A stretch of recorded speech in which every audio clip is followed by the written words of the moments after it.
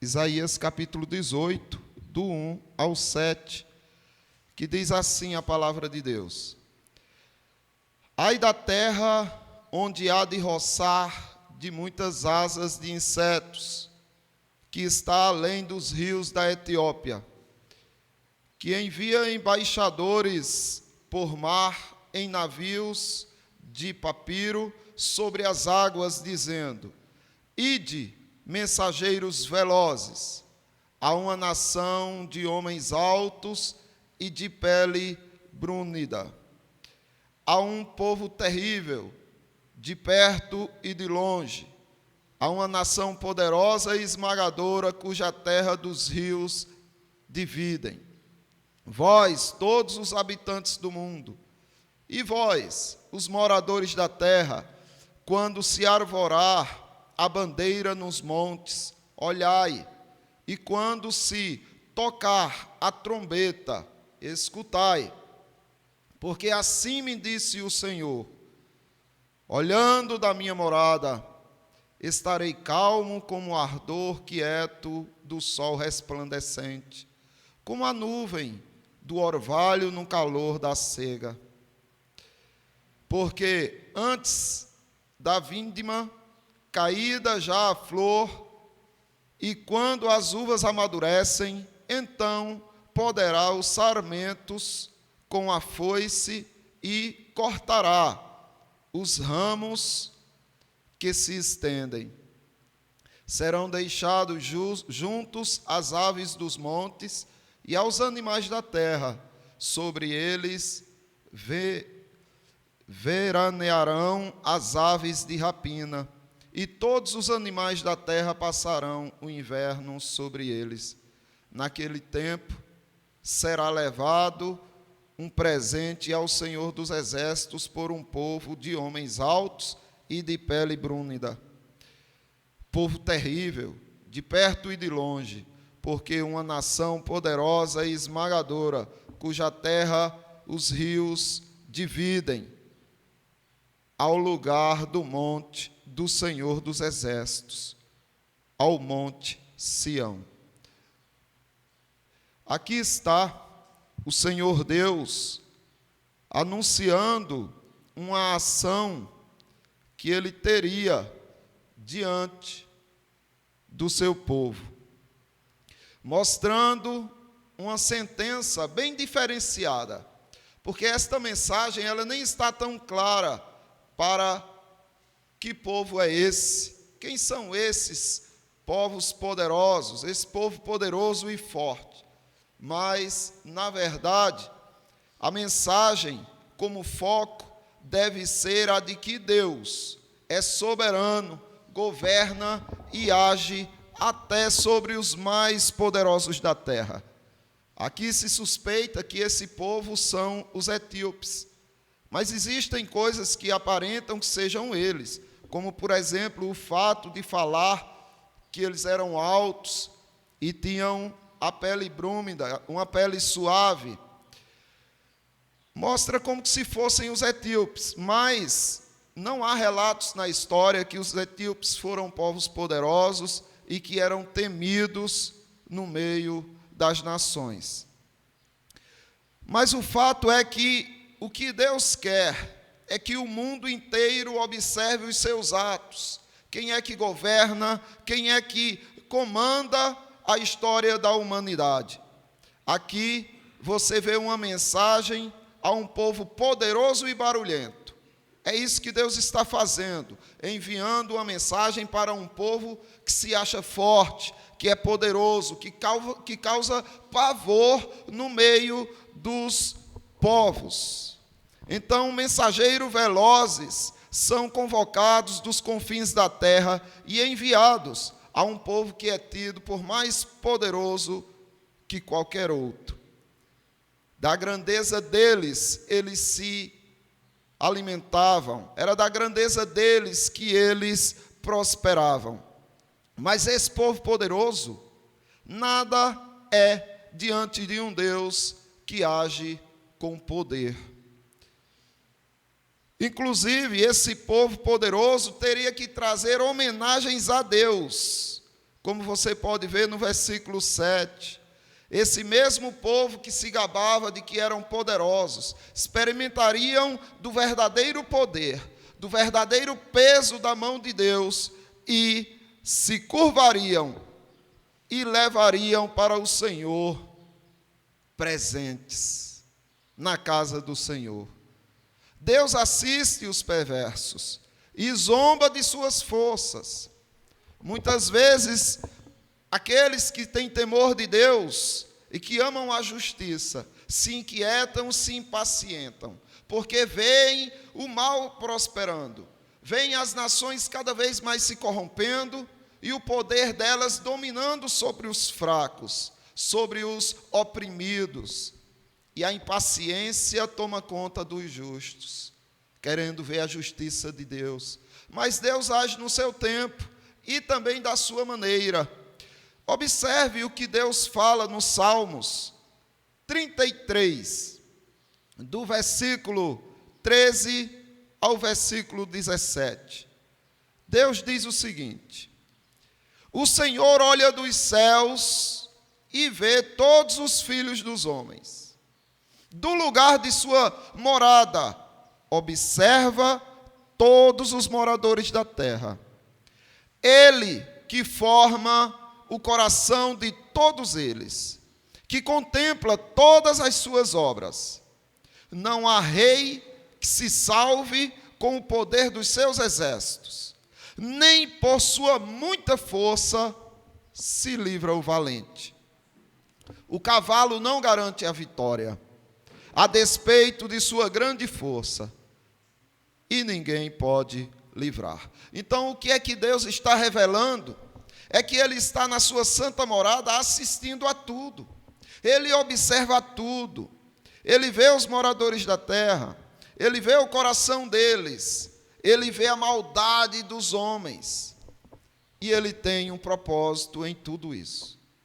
Mas é no tempo certo que Ele vai agir. Porque se você observar, ainda que o mundo esteja tenso, ainda que os aflitos estejam clamando por justiça, Deus sabe a hora certa de agir.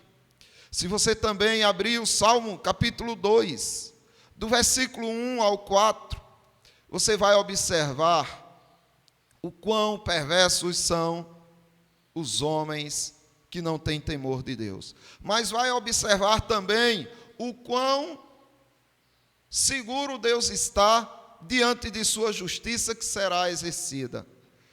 Veja o que diz, capítulo 2 dos Salmos, do 1 ao 4. Por que se enfurecem as nações? Por que se enfurecem os gentios?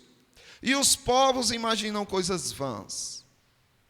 Os reis da terra se levantam e os príncipes conspiram contra o Senhor e contra o seu ungido, dizendo: rompamos os seus laços e sacudamos de nós as suas algemas.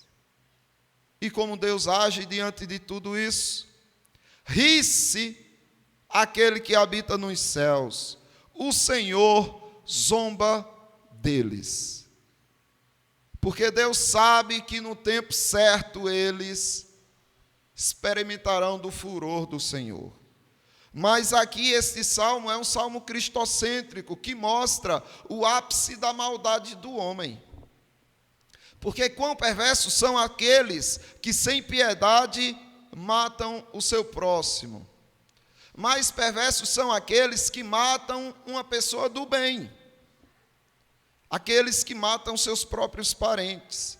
E o que dizer da perversidade daqueles que matam o santo de Deus? Daqueles que matam o Cristo que foi ungido e que nenhuma maldade trouxe para este mundo. Pelo contrário, o mesmo Deus que se encarnou em Jesus Cristo, o Deus encarnado, era aquele que tinha criado a humanidade e que tinha dado todos os benefícios que hoje você desfruta. Aquelas pessoas desfrutavam de todos os benefícios do Senhor. Mas e o que eles fizeram?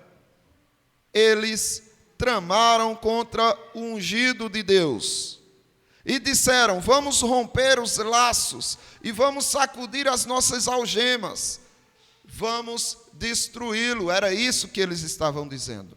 E de fato, crucificaram o Santo de Deus. Mas eles só o fizeram porque o próprio Cristo se entregou por nós. O que é que podemos observar de tudo isso? Quanto mais perversos são os homens, mais poderosos eles se mostram. Porém, o coração deles está nas mãos do Senhor. Como diz Provérbios capítulo 21, o versículo 1. Como ribeiros de água, assim é o coração do rei na mão do Senhor. Este, segundo o seu querer, o inclina. Então, quando Deus quer mostrar aos perversos, aqueles poderosos, que eles não são nada, Deus deixa que eles cheguem ao ápice de sua maldade. Deus dá corda para que eles se sintam cada vez mais livres, cada vez mais poderosos, para que eles se sintam cada vez mais impunes, porém no tempo certo, Deus vai destruí-los de forma terrível. Vocês lembram de Faraó? Faraó foi muito cruel. Oprimiu o povo de Israel até onde pôde. Mas o que é que a Escritura fala de Faraó? Olha o que a Escritura diz: para isto mesmo te levantei, para mostrar em ti o meu poder, e para que o meu nome seja anunciado em toda a terra. Logo, tem ele misericórdia de quem quer, e também endurece a quem lhe apraz. Então este é o Deus a quem você serve, é o Deus soberano, que nenhum poder pode atingi-lo, e que nenhum coração é tão duro que não possa ser destroçado por ele. Porque Faraó tinha seu coração endurecido com um propósito definido. Faraó não teria força de suportar nenhuma praga que Deus enviasse ao Egito. Porém, Deus endurecia o coração dele para que ele se mantivesse forte na sua maldade, seguro dos seus propósitos. E por que Deus fazia isso? Porque Deus queria mostrar o poder que ele tem, abrindo o mar vermelho e tragando todo o exército de Faraó naquele vasto mar. Então assim é Deus. Deus, ele rompe todo o poder dos poderosos. Agora, preste atenção você, sua família, porque aqui Deus está convocando as famílias das nações, as famílias dos povos, a testemunharem o seu poder na história. Toda a família humana é convocada a testemunhar as evidências do senhorio de Deus. Quem é que manda? Por que as coisas acontecem? Estão fora do controle? Deus perdeu o controle da história? Não. Quando os sinais são omitidos, então o mundo deve se preparar para perceber as evidências do poder de Deus, que ele está de fato em ação. Quantas coisas já aconteceram a este mundo, quantas coisas sobrenaturais, quantas tragédias, quantas coisas horríveis aconteceu a este mundo. E você diz: mas alcança pessoas inocentes. Ninguém é inocente. Todos são pecadores. E foi essa a escolha que os homens fizeram, quando escolheram o pecado e não a obediência a Deus, a rebelião e não o serviço a Deus. Os homens escolheram a morte, todas as mazelas. Então, quando elas vêm, o poder de Deus é manifesto. Mas nós muitas vezes deixamos de ver a mão de Deus nos acontecimentos, uma vez que você espera a sua maneira que Deus haja. É isso.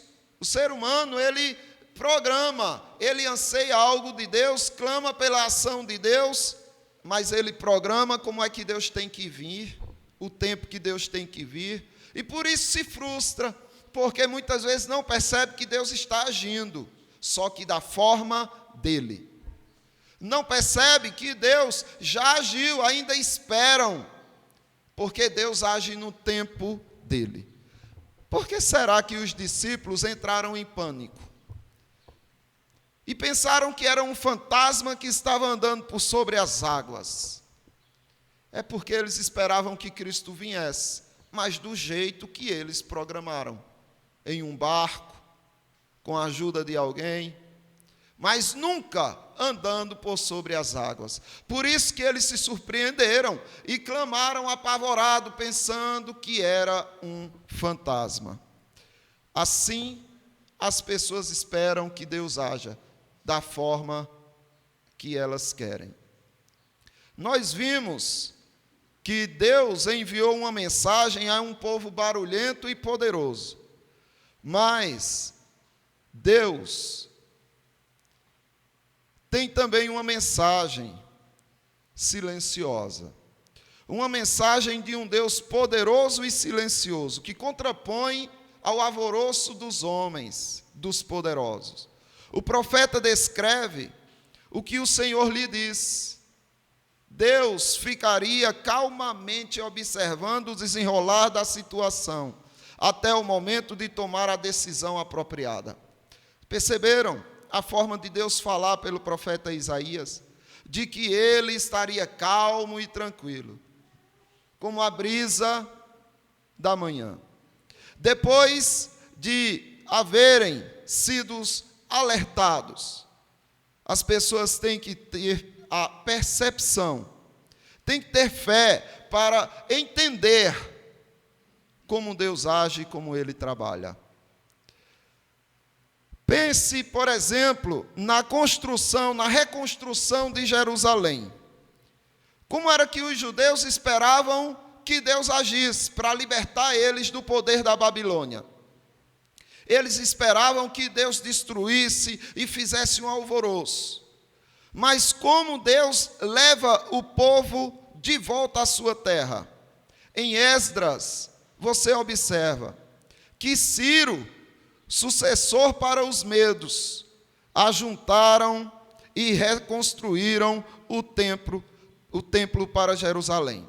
É uma prova do poder silencioso de Deus. Em vez de destruir o rei e estabelecer um rei para Israel, Deus mudou o coração do rei Ciro, para que o rei Ciro trabalhasse em favor do povo dele, do povo de Deus. Então observe que Deus agiu de uma forma totalmente diferente. E como foi a nossa salvação? Os judeus esperavam por um Messias, mas eles esperavam um Messias que viesse com poder e glórias, destruindo os romanos com sua espada poderosa. E como foi que Cristo veio? Como um servo, como uma pessoa comum, e foi crucificado. Então, não espere que Deus faça como você quer que seja feito. Não cometa essa insanidade de achar que Deus vai fazer como você programou que Ele fizesse. O Deus que age no silêncio da brisa, esse é o Deus Todo-Poderoso. Isaías está compartilhando a palavra que vem do Senhor, que diz que quando o estandarte for hasteado e a trombeta soada, que atos poderosos de Deus o povo ia ver. Quais eram os atos que Deus ia ver quando Deus tocasse a trombeta de sua ação? A resposta é decepcionante para quem espera que Deus sempre haja de forma estupenda e esmagadora.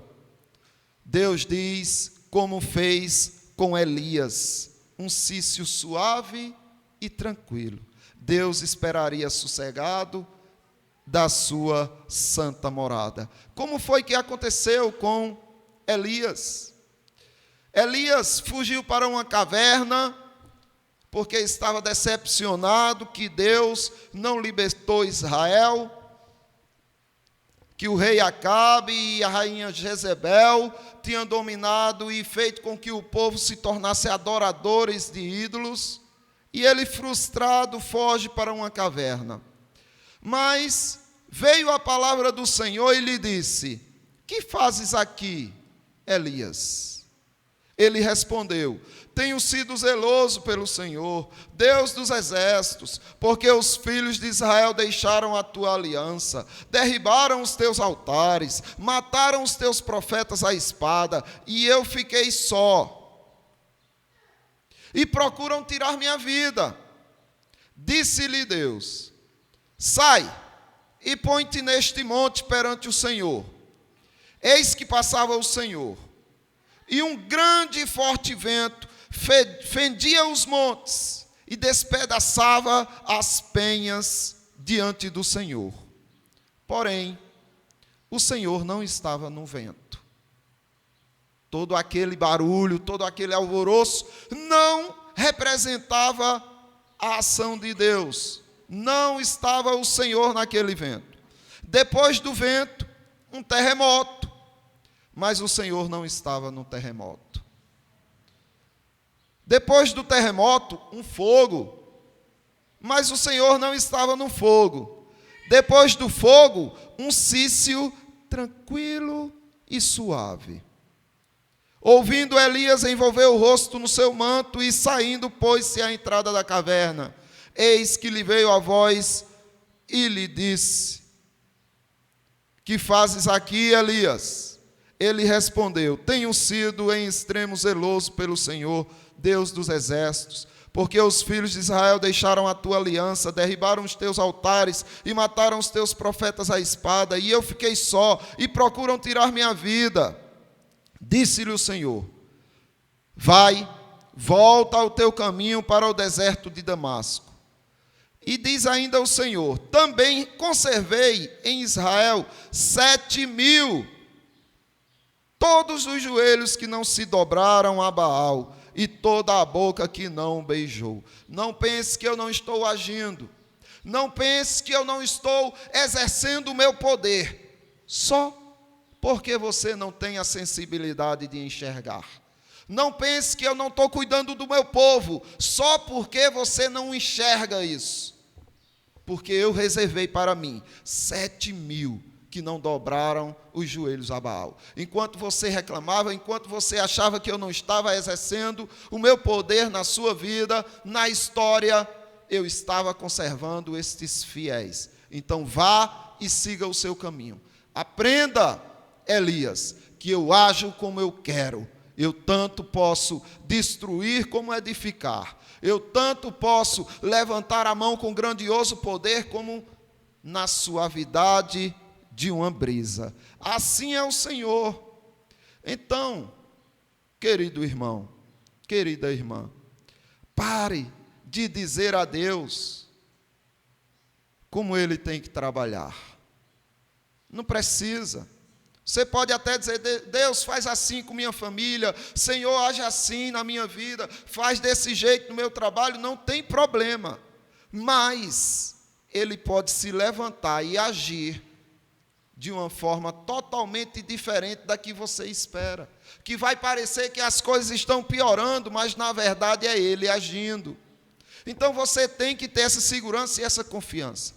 A sua insatisfação, a sua inquietude, as suas reclamações, elas expressam a sua insatisfação contra o dirigir de Deus.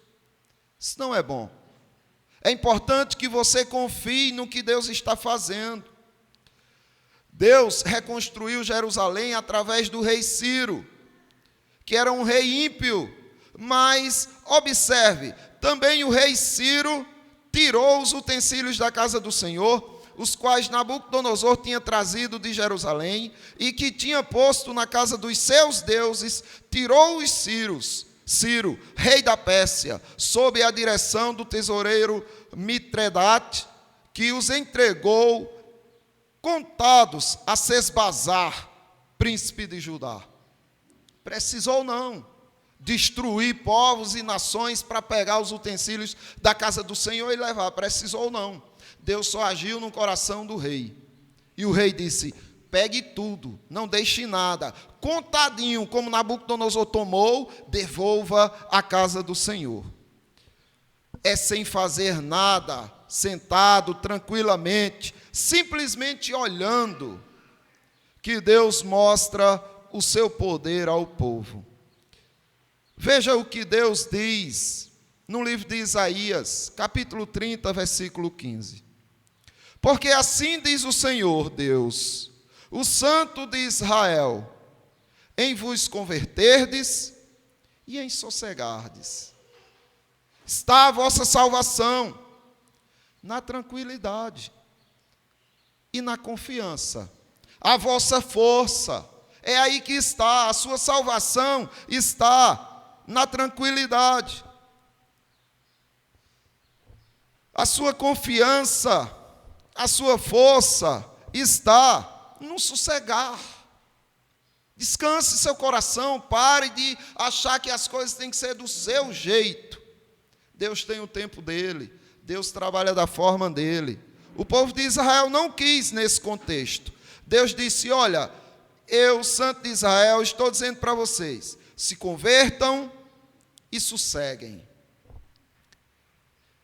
A sua salvação está na tranquilidade, e a sua força está na confiança, mas vocês não quiseram. Assim foi com o povo de Israel, mas não precisa ser assim com você, que está ouvindo a mensagem. Você pode sim, apesar das coisas aparentarem estar fora do controle, tudo desandando, as coisas piorando, você pode sim dizer: eu descanso meu coração, estou vendo Deus trabalhar, estou vendo Ele agir, Ele está exercendo o seu poder. É interessante que eu conheci uma pessoa bem comum, uma pessoa que amava problemas. É estranho isso, né? Parece um louco. Quem é que ama problema? Mas essa pessoa que eu conheci amava. Eu queria saber o porquê ela amava tantos problemas, e ela disse: é porque é nos problemas que eu presencio Cristo me ajudando, trabalhando comigo. Eu oro, eu chamo Ele, eu estou em ação, resolvendo um problema ou outro, e eu sinto a presença dEle, socorrendo-me diante dos problemas. Então, os problemas me fazem assistir, trabalhando junto com o meu Deus, como é que Ele age. É bem diferenciada essa forma de pensar, mas não para por aí.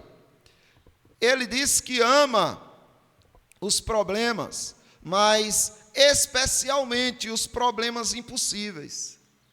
Porque os problemas impossíveis de serem resolvidos, agora tirava ele de cena.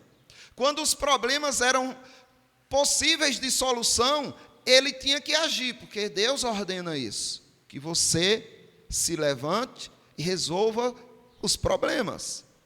E ele se levantava e agia, e ele via Cristo trabalhando com ele. Isso era prazeroso demais. Mas ele tinha um carinho especial pelos problemas impossíveis. Porque ele dizia: é a hora que eu posso me sentar e assistir, e ver Deus, apenas Ele, trabalhando na minha vida. Trabalhando e resolvendo problemas que não são solucionáveis por nenhum homem, por nenhuma criatura. Então, é uma forma de pensar. E quem pode julgar essa pessoa? Na verdade, ela só quer crescer, ela só quer aprender mais. Você não tem como aprender sem sofrimento, você não tem como aprender sem as dores, sem esforço. O preguiçoso nada tem. Agora, aquele que trabalha, se esforça, rala, possui. Porém, ver Deus trabalhando junto com você é algo glorioso. Mas esperar que Deus trabalhe apenas como você espera é loucura. Você não vai ter como se satisfazer. É preciso que você deixe Deus ser Deus. É preciso que você confie no amor que Ele tem por você. Ah, mas está tudo ao contrário, as coisas só pioram. Amém. Isso só mostra que Deus vai se revelar ainda mais poderoso na sua vida. Foi isso que aconteceu com os apóstolos, naquele momento em que Cristo andou por sobre as águas. Os apóstolos precisavam conhecer quem é Deus. Para que eles conhecessem, Jesus Cristo mandou eles sozinhos para o meio do mar. E Cristo sabia que viria uma tempestade. Depois de ver tudo aquilo e depois de ver como Cristo age, aí os apóstolos disseram: quem é este que até o mar e o vento lhe obedecem? Portanto, irmãos, para concluir, eu quero dizer para você, existe uma mensagem que é enviada a um povo barulhento, poderoso. Sim, os problemas, por mais barulhos que tiverem, por mais poderosos que se mostrarem, não se preocupem, você serve a um Deus que dividiu o mar vermelho. Você serve a um Deus que fez cair fogo dos céus. Você serve a um Deus que ressuscita os mortos. Que problema ele não pode resolver? Mas também há uma mensagem de um Deus poderoso e silencioso. Não significa que Deus vai agir sempre de forma surpreendente. Às vezes ele vai agir de uma maneira tão sucinta, tão discreta, que se você não estiver atento, você passa batido e não consegue usufruir do agir de Deus na sua vida. Então, qualquer coisa, por mais simples que seja, entenda, Deus está trabalhando na sua vida. Não espere que Deus siga a sua cartilha. Preste atenção em cada detalhe e você verá a poderosa mão de Deus, silenciosa, agindo na sua vida. As pessoas perdem o apreço pelas coisas simples, costumeiras, mas se essa coisa simples e costumeira for tirada de você, você chorará sentindo falta delas. Também conheço um amigo nosso, que já veio aqui para a igreja várias vezes visitar, que se acidentou gravemente e passou meses deitado em uma cama, tomando banho, como se diz, daquele banho de gato. Molhava assim um pano e esfregava nele. E num dia que levaram ele para o banheiro, que ele pôde ficar de pé e tomou um banho de chuveiro, ele disse que não parava de chorar. Ele chorava tanto que soluçava. Não era de tristeza, era de apreço pelo que estava vivendo.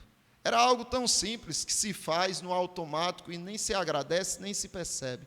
Mas ele percebeu a falta que isso faz. Então Deus está sim agindo na sua vida.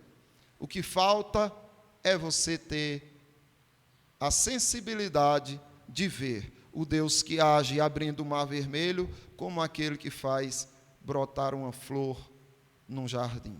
Que Deus abençoe os irmãos e que a graça do nosso Deus esteja sobre nós, aplicando a sua palavra em nossos corações.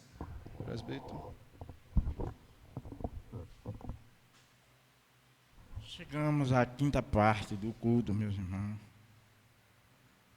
Vamos abrir as nossas Bíblias no livro do Salmo 97, verso do 1 ao 12. Iremos fazer essa leitura de forma alternada, meus irmãos. Reina o Senhor, regozija-se a terra, alegre-se as muitas ilhas. Nuvens e escuridão, justiça e juízo são as bases do seu trono. Adiante dele vai um fogo que lhe consume os inimigos em redor. Os seus relâmpagos alumiam o mundo, a terra os vê e estremece. Derrete-se como cera os montes na presença do Senhor de toda a terra. Os céus anunciam a sua justiça, e todos os povos veem a sua glória. Desejam confundidos todos os que servem a imagem de escultura, os que gloriam de ídolos prostram-se diante dele todos os deuses. Sião ouve e se alegra, as filhas de Judá se regozijam por causa da tua justiça. Ó Senhor, pois tu, Senhor, és o Altíssimo sobre toda a terra. Tu és o sobremodo elevado acima de todos os deuses. Vós que amais o Senhor, detestai o mal. Ele guarda a alma dos seus santos, livra-os da mão dos ímpios. A luz difunde-se para o justo e a alegria para os retos de coração. Alegrai-vos no Senhor, ó justos, e dai louvores ao seu santo nome. Assim lemos, meus irmãos, Salmo 97, versos do 1 ao 12.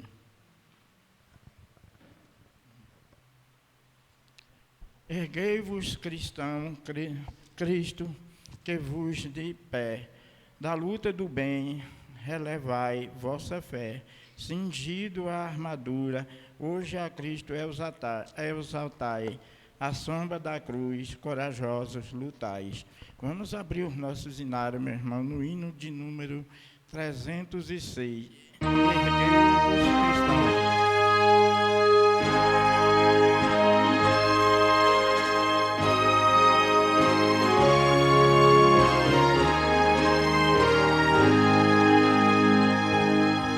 Erguei-vos, cristãos, Cristo quer-vos de pé, na luta do bem, revelai vossa fé, cingindo a armadura, hoje a Cristo exaltai, à sombra da cruz, corajosos lutai. Sede fiéis, sede fiéis, sede fiéis, e por Cristo lutai. Jesus vos remiu, afastai o temor, confiante segui vosso bom Salvador. Na causa de Cristo, fervor demonstrai, à sombra da cruz, corajosos lutai. Sede fiéis, sede fiéis, sede fiéis, e por Cristo lutai.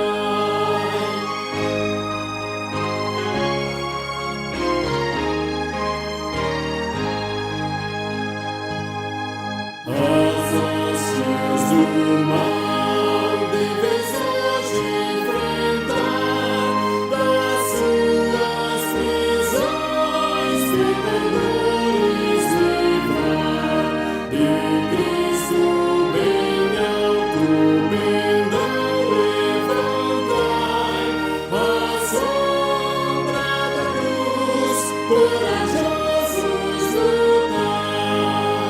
Sede fiéis, sede fiéis, sede fiéis, e por Cristo lutai. Podem sentar, meus irmãos. A irmã Juliane, agradeço ao nosso Deus por este culto dessa tarde. Amém. Vamos orar.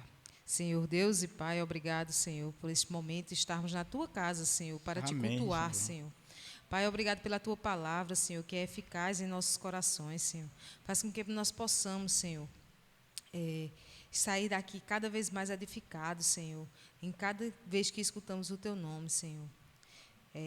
Nos dá uma boa semana, Senhor, na Tua Amém, presença, Senhor. Guarda cada irmão, Senhor, que está aqui, aqueles que não puderam vir, Senhor, o Senhor sabe Amém, todos os Senhor. motivos, Senhor. Pai querido, assim nós te pedimos, Senhor, e nós te agradecemos por todas as coisas. Em nome do Senhor Jesus, amém. Amém. Agora o nosso pastor Adalberto Júnior de Macena irá fazer uma oração apostólica abençoando todos os irmãos. Meus irmãos, que a graça do nosso eterno e soberano Pai, que a comunhão, as consolações do Santo Espírito de Deus e que a paz, que excede todo o entendimento, esteja sobre todo o povo de Deus, agora e sempre, na pessoa do Senhor Jesus Cristo. Amém, Senhor.